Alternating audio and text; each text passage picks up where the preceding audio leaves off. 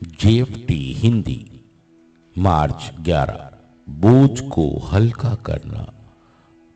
दूसरे की गलतियों का अनुभव लगाने से हम बेहतर नहीं बन जाते। हम बेहतर तब महसूस करते हैं जब हम अपने अपराध बोध से मुक्त होकर अपनी जिंदगी को सुधारते हैं। बेसिक टेक्स्ट प्रश्न नंबर 36। कभी कभी यह समझन बूझने के लिए किसी न किसी बात पर खुन्नस पालकर वस्तुत हमें मिल क्या रहा है, हमें कुछ ठोस व्यवहारिक ज्ञान की जरूरत पड़ती है। हो सकता है कि हमें इस बात का पता ही ना हो कि यथार्थ में यह खुन्नसें कितनी घातक सिद्ध हो सकती हैं। हम तो यही सोचते रह जाते हैं, तो क्या मुझे गुस्सा करने का पूरा हक है?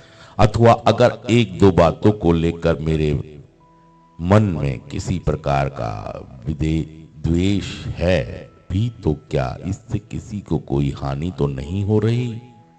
लेकिन हम जो खुन्नस पालते हैं वह हम पर किसी तरह का दुष्प्रभाव डाल रही है। इससे ज्यादा साफ तौर से देखने समझने के लिए हम जरा कल्पना करके देखें कि हर खुन्नस किस तरह हम पर एक चट्टानी बोझ बनी हुई है।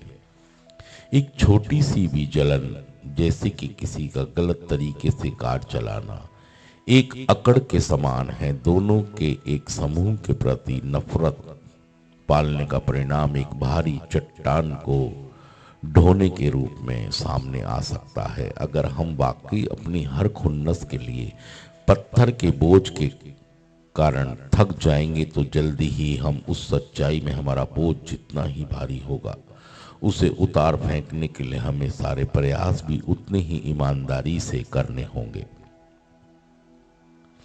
हमारी खुन्नसों का बोझ हमारे आध्यात्मिक विकास में बाधा डालता है। अगर वाकई हम मुक्त होना चाहते हैं तो हमें तमाम अतिरिक्त बोझों से यथासंभव अपने को बचा लेना चाहिए। जो ही हमें अपने को हल्का करने लगते हैं, जो ही हम अपने में अपने संगी साथियों को की गलतियां, भूल चूक के लिए भी अपने स्वयं को क्षमा कर देने को योग्यता से भर जाते हैं, ऐसे में फिर हम अपनी आत्मा को अच्छे विचारों, उदार शब्दों एवं दूसरों के प्रति सेवा भाव द्वारा सींचेंगे।